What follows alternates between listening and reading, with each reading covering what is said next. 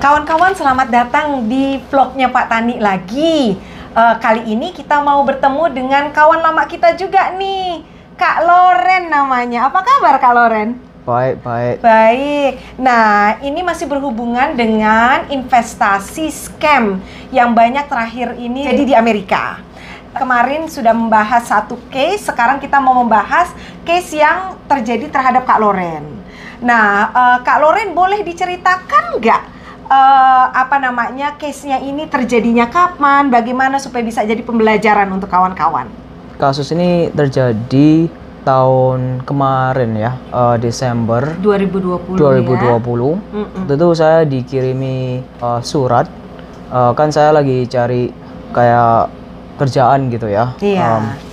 Surat ini datang, ini suratnya. Nah, ini dari Market Force Information gitu. Jadi dia itu melalui email ya, Kak?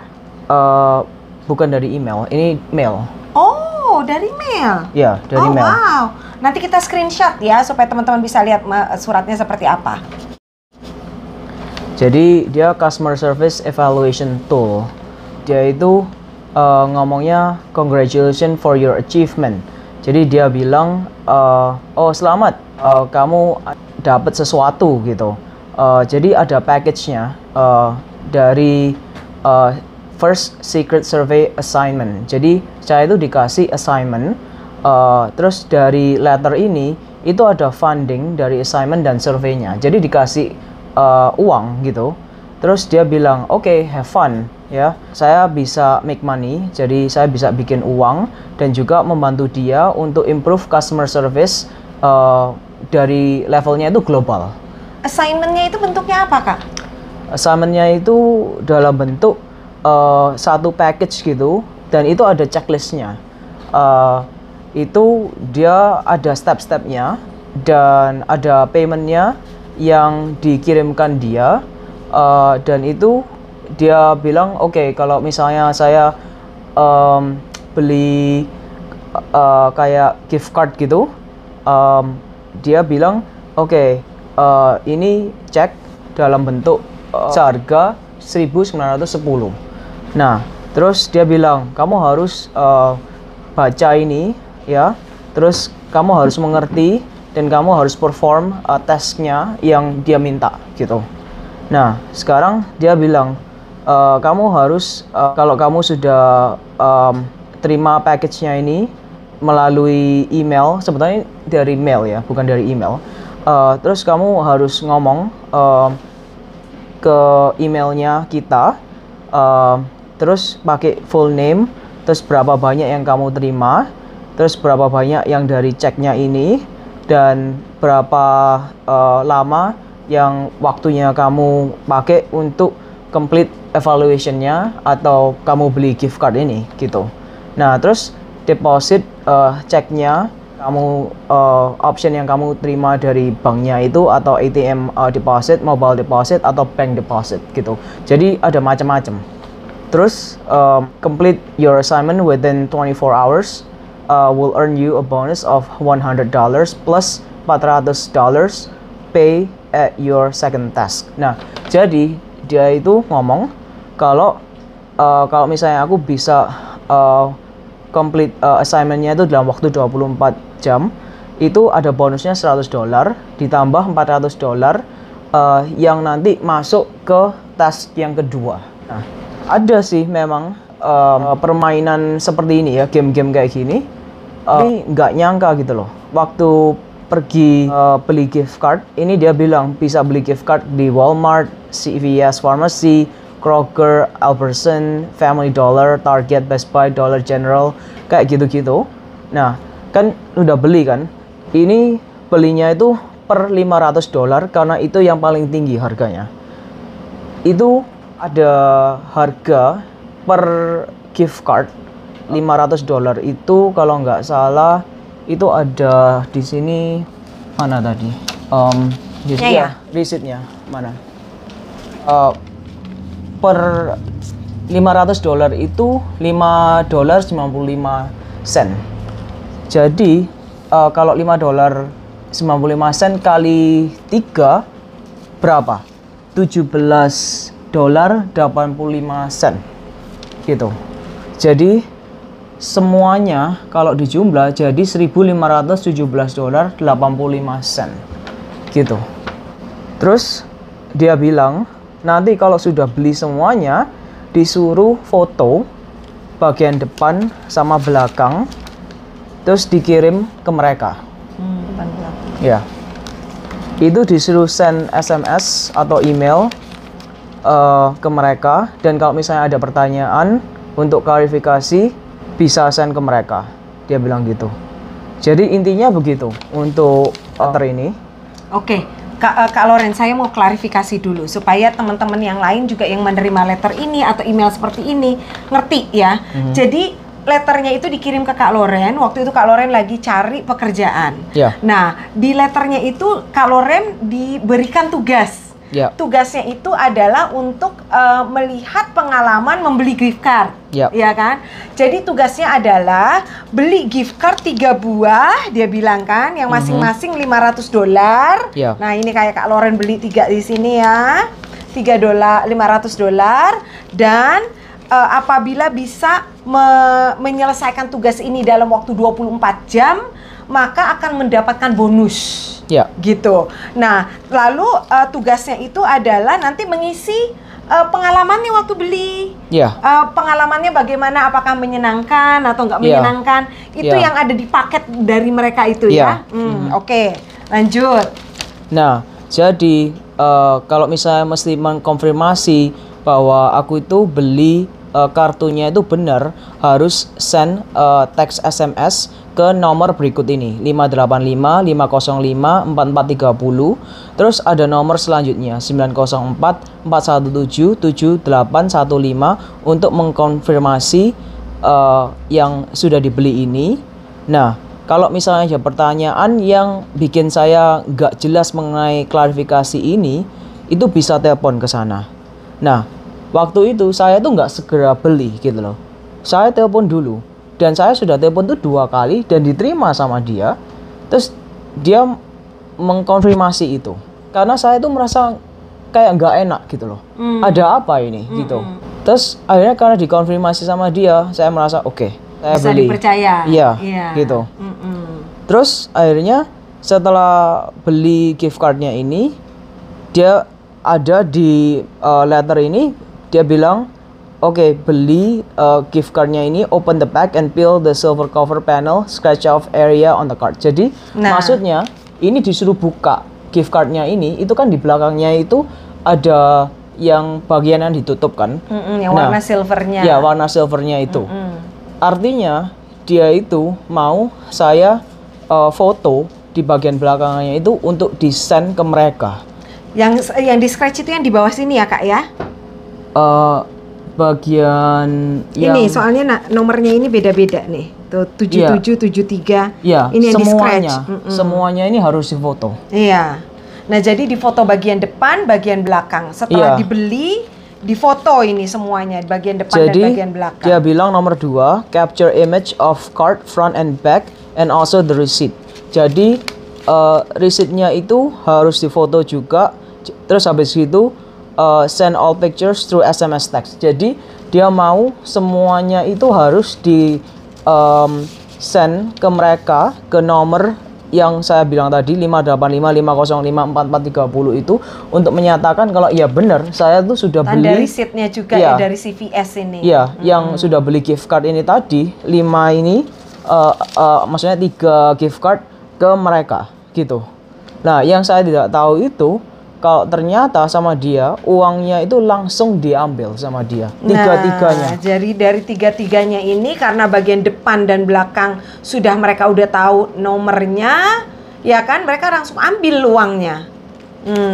Dan ini harus dikirim ke 2 email yang saya bilang tadi ke mereka juga, gitu. Nah, terus dia bilang jangan dipakai gift cardnya ini atau dibuang kartunya, karena ini nanti bakalan dipakai untuk ke tes yang dikasih ke kamu. Terus dia pakai ada reminder ya, kalau aku nggak boleh ngomong sama siapa-siapa. Tadi kan dia ngomong ini secret shopper, Jadi dia bilang aku nggak boleh ngomong bahwa aku ini mengevaluasi service ini untuk program Secret Shopper. Jadi seperti yang dibilang di atas tadi, detailnya ini dan segala macam kayak email dan segala macamnya itu tidak boleh diomongkan ke siapa-siapa sama sekali. Itu titik, sudah nggak ada lagi, hanya itu aja. Dan ini cuman melalui SMS saja. Itu aja. Nah, jadi teman-teman mesti ngerti ya, kalau misalnya nanti teman-teman mendapatkan surat yang sama seperti ini, oke, lalu diperintahkan untuk membeli gift card, lalu gift cardnya disuruh difoto depan belakang, ya kan, dan resitnya juga difoto, itu mesti hati-hati. Seperti Kak Loren sudah mengalami, dalam waktu instan, uang yang Kak Loren keluarkan untuk beli gift card ini langsung hilang. Oke, itu yang pertama. Nah, yang kedua nih Kak Loren, ada lagi jenis scam yang lain yang Kak Loren juga mengalami. Ini ceritanya gimana?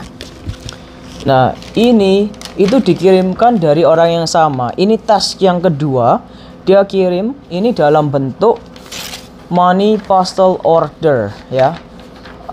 Dia kirim Money order, ya. 1.000 itu satu postal kirimnya itu postal money order. Jadi ada tiga. Ada tiga masing-masing 1.000. Jadi totalnya 3.000. Nah, hati-hati nih teman-teman. Kalau ada yang ngirimin money order 3 biji atau 10 biji atau nggak peduli, tapi orangnya Loren nggak kenal kan? Nggak. Oke, terus ceritanya gimana? Jadi karena dia tuh sudah berhasil menipu aku, dia merasa oh ini gampang ini Bisa pasti ditipu lagi nih. Karena aku tuh sudah merasa kayak benar-benar nggak enak dan sudah ketipu yang pertama. Oke. Yang postal money ordernya ini aku terus kan ngomong sama papa mama, ini gimana nih postal money ordernya ini? Ini belum tahu ya kejadiannya yang gift cardnya ini beneran atau enggak. Tapi aku tunjukin yang postal money ordernya. Ini aku masukin ke bank. Banknya di Citizen Bank. Terus yang di Citizen Bank itu suruh cek. Dan dia bilang ini kayaknya nggak apa-apa kok, kayaknya asli kan. Nah, terus oke, jadi waktu itu yang nulis nama Loren ini siapa? Pay to Loren ini nulis sendiri atau siapa yang nulis? Ini tulisanku. Oke. Iya. Oke. Karena aku nggak yakin ini asli atau palsu. Iya. Jadi aku deposit dulu. Masuk kan uangnya. Nah, terus aku bilang, oke, dicek dulu bener atau enggak ini postal money ordernya. Ini berapa lama ya? Sekitar seminggu atau 2 minggu. Habis itu orang yang di bank ini menemukan kalau ternyata ini palsu. Nah, jadi butuh waktu seminggu. Apa sekitar 2 minggu? 2 minggu kayak. Teman-teman dengerin ya. Terus ceritanya gimana Kak Loren? Nah, terus setelah dia tahu kalau itu palsu, jadi dia tahu palsunya dari mana.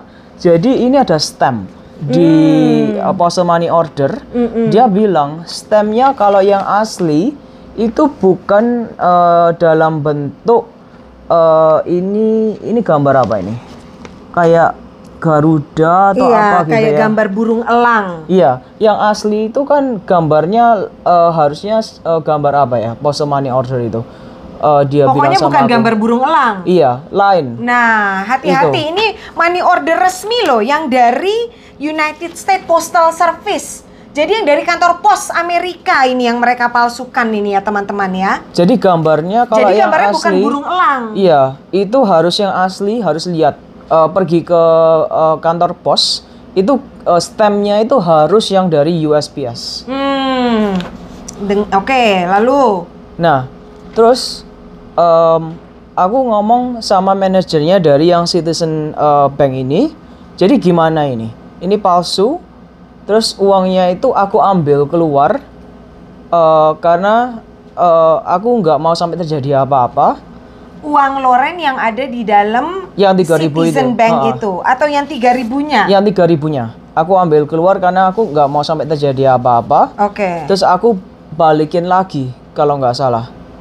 Iya. Terus Kalau palsu, kenapa bank bisa mengeluarkan uang yang 1.000-nya?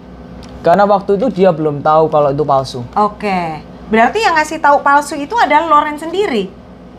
Siapa Bukan, yang menentukan mereka. itu palsu? Oke. Mereka. Karena stemnya itu dia baru tahu kalau itu palsu. Oke. Iya. Nah, dari situ mereka tuh mengira kalau aku yang memalsukan postal money order ini. Betul, karena namanya nama kamu dan Iya. kamu yang bawa ke bank. Iya, padahal Nah. aku tanya, ini tolong dicek asli atau palsu. Nah, teman-teman hati-hati sekali lagi. Bank itu kan tidak mengerti. Yang dia lihat Loren yang bawa, Kak Loren yang bawa. Jadi mereka yang justru mengira Kak Loren itu yang berusaha memalsukan dan memberikan postal money order yang palsu tersebut. Iya. Terus yang manajernya itu berusaha, oke, aku akan ngomong sama supervisorku, jadi main office-nya yang dari Citizen Bank itu, supaya akunku tuh nggak ditutup. Oke. Karena mereka itu sudah mau menutup aja gitu loh. Nah, Karena dianggap Anda mau memalsukan. Iya. Iya. Nah, ini bahaya teman-teman. Kalau sampai kita sebagai korban justru kita yang dianggap pemalsu. Padahal aku sudah bilang, aku ini korban, kenapa kok aku malah dibikin seperti orang yang memalsukan, Iya. gitu. Dan aku sudah berusaha untuk melawan, malah yang di sananya bilang, no, kita akan berusaha, kita akan menutup accountmu.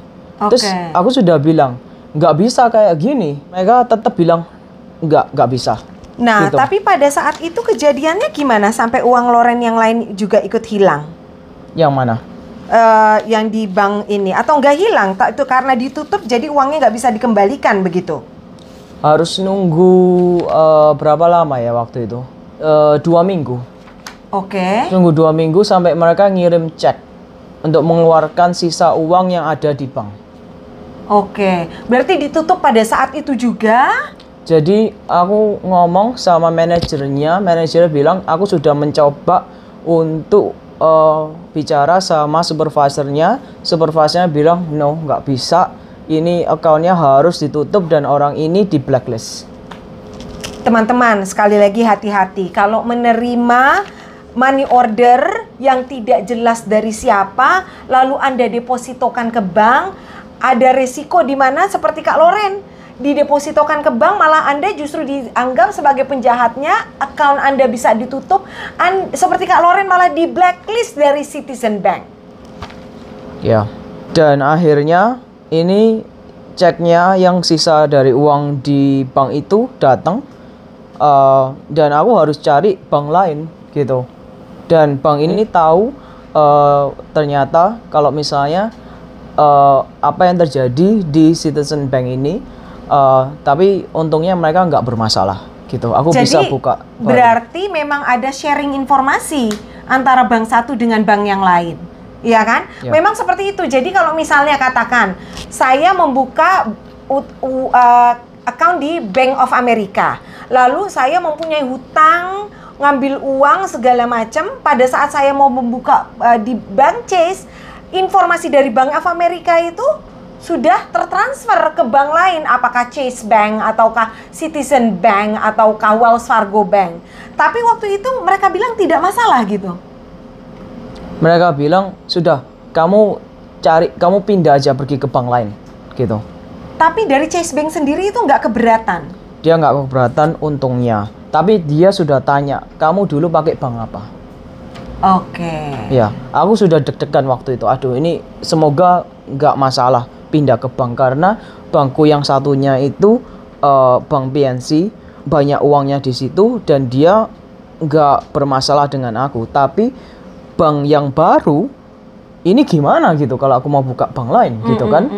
Nah, untungnya dia nggak bermasalah sama aku, tapi dia tahu historinya.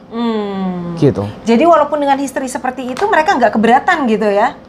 Enggak, untungnya enggak. Oh wow, surprise. Ya. Jadinya waktu itu, jadi waktu di bank di Citizen Banknya itu ditutup, Loren nggak bisa ngambil uang, baru dikirimkan ceknya Ya. setelah 2 minggu. Ya. Teman-teman mesti hati-hati karena apa namanya, bagaimana kalau kita butuh uang kurang dari 2 minggu, ya kan?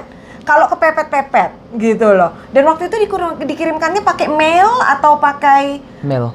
mail. Kalau mailnya hilang bagaimana coba? Iya, apalagi sekarang USPS kayak gini. Apalagi kantor pos sekarang lagi nggak beres, ya kan? Oke, Kak Loren terima kasih banyak atas ceritanya. Jadi sekarang yang saya kepingin di-share juga itu, kemarin Kak Loren sudah membuat laporan ke kantor polisi. Ya. Ya, ke kantor polisi Distrik seperti 18. ini di distrik 18 di Philadelphia. Waktu itu gimana pengalamannya dengan kantor polisinya? Coba diceritakan. Jadi saya sama orang tua itu pergi ke sana. Untuk melaporkan 2 kasus ini atau melaporkan 1 kasus saja? Semuanya dua-dua. Dua-dua, karena Iya. ini berhubungan kan? Iya. Oke. Dan mereka itu yang di distrik 18 ini polisinya itu salah paham. Mereka kira saya itu kehilangannya yang 3.000 plus yang 1.517,85 ini. Iya. Terus saya harus benain waktu ngomong sama supervisornya, saya bilang bukan. Yang 3.000 itu nggak sampai hilang. Iya. Cuman yang 1.517,85 sen itu. Lah ngomong sama yang victim assistant yang di Southwest. bukan, yang di Harrisburg. Harrisburg. Oke. Ya, itu untuk ngomong sama mereka pun susah banget untuk connect karena mereka itu sangat-sangat busy gitu ya. Terus akhirnya setelah bisa ngomong, polisinya itu tanya sama saya detail-detailnya, sudah dikasih tahu, oke. Dia bilang sama saya gini, untuk bisa nangkep orang seperti ini tuh sangat susah. Iya. Karena kemungkinannya itu mereka bukan ada di dalam Amerika, mungkin di luar. Betul. Jadi sampai sekarang itu polisi ini nggak menghubungi saya, nggak ada berita sama sekali.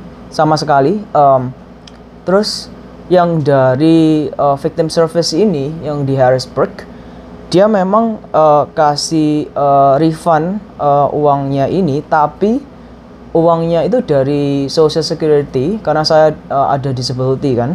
Nah itu dari uang yang tahun kemarin. Jadi yang 1.517,85 itu cuma dikasih 1.056 aja. Jadi masih kurang hampir nggak sampai 500. Kak Loren kenapa mesti di-refund dari mereka? Apakah uangnya itu hilang atau gimana? Yang 1.500 ini? Iya. Iya, kan diambil sama orang yang scammer ini. Karena diambil oleh orang scammer melalui ini Iya. atau melalui gift card, bukan melalui yang apa namanya postal Bukan money dari order. postal, bukan dari postal money Oke. order, dari gift card. Oke. Waktu yang di foto itu kan dia langsung ambil. Iya, oke. Dan uangnya Loren beli dari uang yang Social Security tadi. Iya. Iya, oke, ngerti. Dan uangnya yang saya beli untuk gift card itu dari uang sendiri. Iya. Uang refundnya itu yang 1.056 itu dikembalikannya dari victim service itu dikasih dari Social Security. Dan waktu saya tanya kenapa dari sana, mereka bilang itu hanya segitu itu karena memang aturannya ya seperti itu. Mereka bilang. Oke. Dan terus mereka anjurkan saya itu ngomong sama orang lokal Pennsylvania atau Philadelphia. Dan saya dikasih 3 nomor dari ini. Dan saya telepon masing-masing. Dan saya cuman diangkat teleponnya itu cuman 1 aja. Dan saya ngomong dengan orang ini langsung per telepon ya. Dan dia memang mau bantu, tapi sampai sekarang itu nggak ada jawabannya sama sekali. Iya, iya. Itu. Nah, jadi teman-teman di sini mesti dilakukan pembelajaran terhadap kasus yang terjadi dengan Kak Loren. Polisi Philadelphia sudah menyadari banyak scam-scam yang seperti ini datangnya dari mungkin luar negeri bahkan. Makanya mereka sepertinya seperti angkat tangan gitu. Ini sulit sekali dilacak. Oke? Dan yang kedua, walaupun mereka punya Kak Loren punya report dari kantor polisi, itu masih tetap belum ada follow up-nya. Nah, untuk hal-hal seperti ini memang kantor polisi mempunyai biro khusus untuk melakukan investigasi. Oke? Biro khusus tersebut nanti kita bisa share informasinya ke teman-teman dan juga ke Kak Loren ya. Ada unit khusus juga di FBI yang mempunyai tanggung jawab untuk melacak penipuan scam-scam seperti ini. Jadi kalau kantor polisi yang biasa itu nggak sepertinya angkat tangan, memang karena mereka bukan spesialisasinya. Kak Loren, ada lagi yang perlu disampaikan supaya teman-teman tidak mengalami hal yang sama seperti Kak Loren? Ya kalau bisa lebih more aware aja.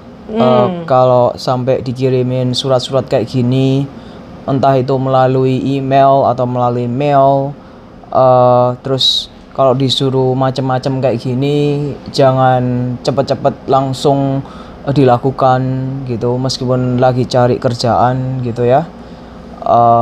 Karena mungkin aja ini scammer ya. Karena akhir-akhir ini tuh scammer itu lagi gencar-gencarnya cari korban. Betul.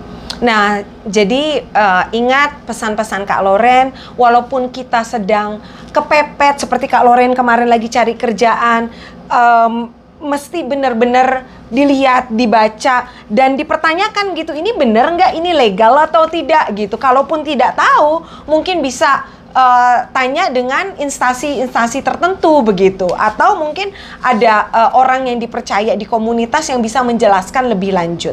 Terima kasih Kak Loren atas share-nya. Sama-sama. Mudah-mudahan situasinya bisa lebih baik. Kita akan datang lagi untuk info-info yang lebih lanjut. Tolong di-subscribe. Makasih kawan-kawan.